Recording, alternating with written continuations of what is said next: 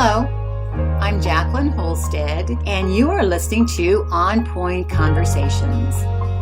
In this podcast series, we share creative marketing, content, and branding strategies that help your business successfully navigate the new normal marketing environment.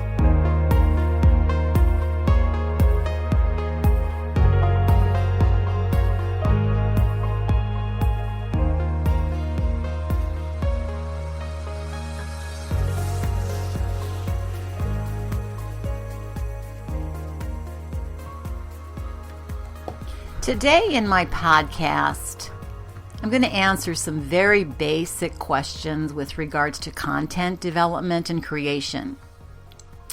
This week I was talking to a smaller company who is going to go out and be having to pay for resources to do content. And of course, they don't have an unlimited budget, and so we talked about some of the things around creating content. And one of the concerns they had, and it's a very valid concern, is that the area of content is cluttered. As you well know, when you get on any type of social media, whether it be Facebook or Instagram or YouTube or any of the areas, but blogs, podcasts, videos, there are so many of them out there. And to get on top of the fray is work. So we really talk this week about how to ensure, as much as you can, that your content is seen and heard among the audience that you're targeting. We don't care that it goes out to 1 million people if that isn't the audience that's buying your product.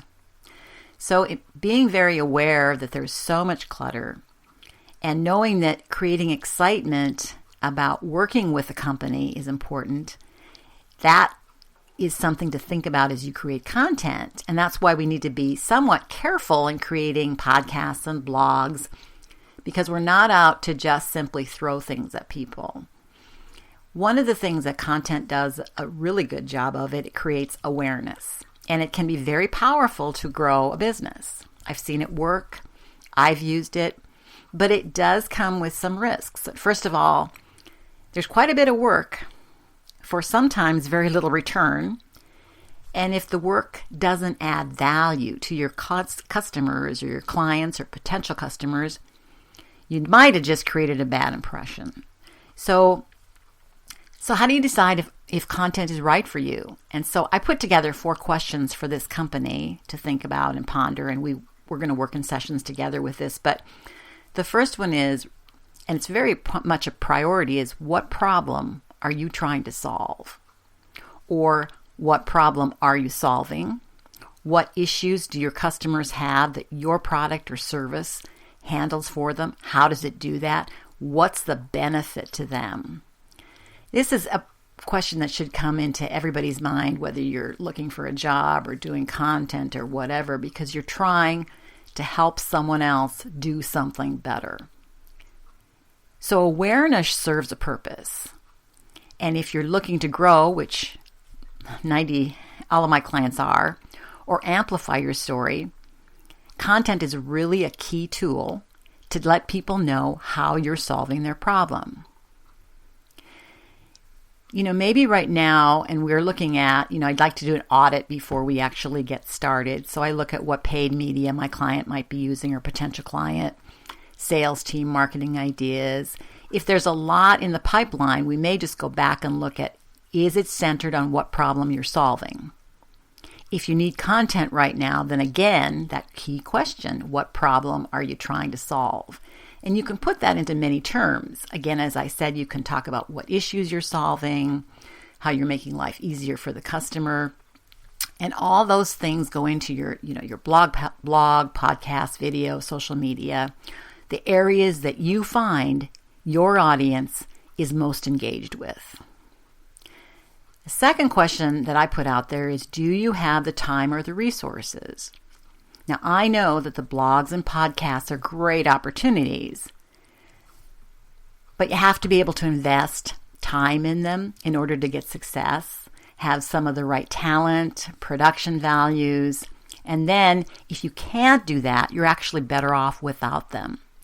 So you want to evaluate with your client, and I do this for myself too, the amount of time and money it's going to take me to do something very well, and then stack that against what else might be sacrificed.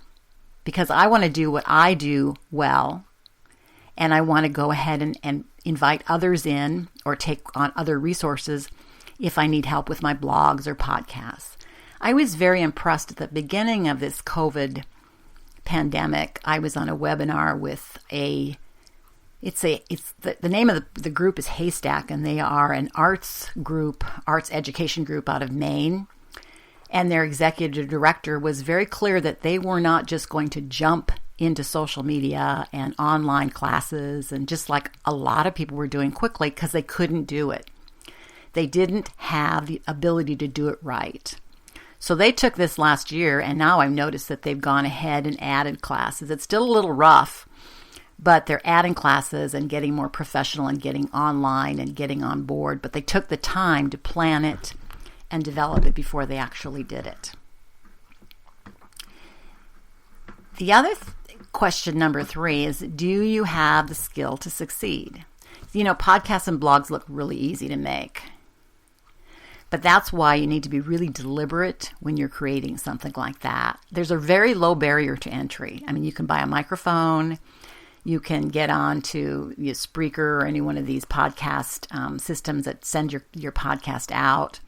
But the spaces are very crowded, and lots of times they are dominated by people who've been practicing and refining their craft for years. It would have been nice to be in YouTube, 8 years ago or whatever, and get in at the ground floor or whenever that was. I don't know when it was, but it's very competitive now. So content isn't just about competing with other business. It's competing with other creators for people's time. And that means you probably have to pay, in some cases, to get good content. And if it's really feels daunting, you might want to step back and do some planning before you actually jump into the arena. Think about what your competitors are doing the right way, and really force yourself to come up with content. Content is really the foundation here. Creating something special.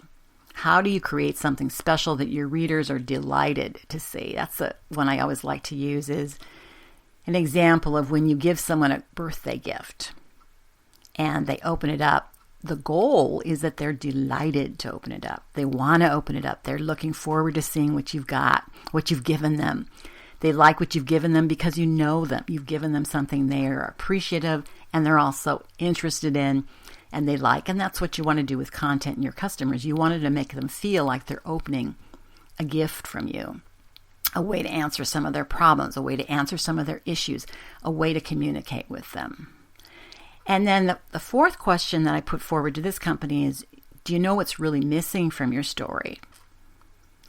Every business, good business, has something that distinguishes them from the competition.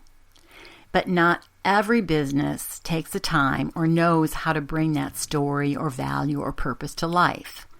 So amazing content is part of kind of intersecting between 3 E's. Education, entertainment, and emotion. Now, that's not really saying that each piece that you provide has to do all 3, but that's a formula for really getting a good payoff for yourself and your audience. So those are the 4 questions that I posed to begin with anyway for this particular client. And I think and hope that you find these productive and interesting for you. So let me review them again. You're trying to, first of all, with content, what problem are you trying to solve? What problem are you solving? What issues are you solving? Do you, as an entrepreneur or a company, have the time or resources to do it well? If you don't, do you have the monetary resources to hire the right talent and to come in with good production values? And even when you do that, you're still back to giving the content of what problem you're trying to solve. And then the third point is, do you have the skill to succeed? Do you have the skill internally to do things like podcasts and blogs that look so easy and have such an easy way to get in, to do them well, and to do them so that they're out there, people are finding them, you're answering a question, they're looking at it, they're looking even for more content from you, for more information from you. And do you know your own story? And do you know what's missing from your story? These are all really basic strategic questions, and they're kind of hard questions. So taking the time to do that, whether it's with a consultant or you do it on your own. If you have more questions about this, my website is onpointthinking.com, and I have a contact page, and I read that contacts. I read the questions. I answer the questions. In fact, I use some of the questions in my podcasts. So you can ask me questions. You can contact me through there. As I said, I'm a marketing consultant. I do content generation. I do strategy and team building. And I have a long history and career in those areas. So I look forward to hearing from you. I hope this helped you today. It's a little bit shorter podcast, but it's got some real meat to it and some really important points to just take and think about and decide for yourself. Can you answer these questions? Do you need someone to help you? I know as an entrepreneur, even though I work with clients and do this with them, I need outside help kind of to help me in my business because it's harder to look internally sometimes than it is to look externally. So I appreciate you listening, and I look forward to you listening again next week.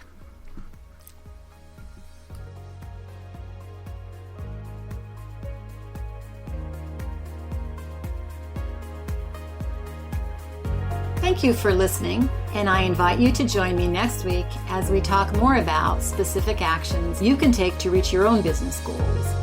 You can find my library of other inspiring podcasts like this one at onpointthinking.com. Again, thank you for listening. This is Jacqueline Holstead at On Point Conversations.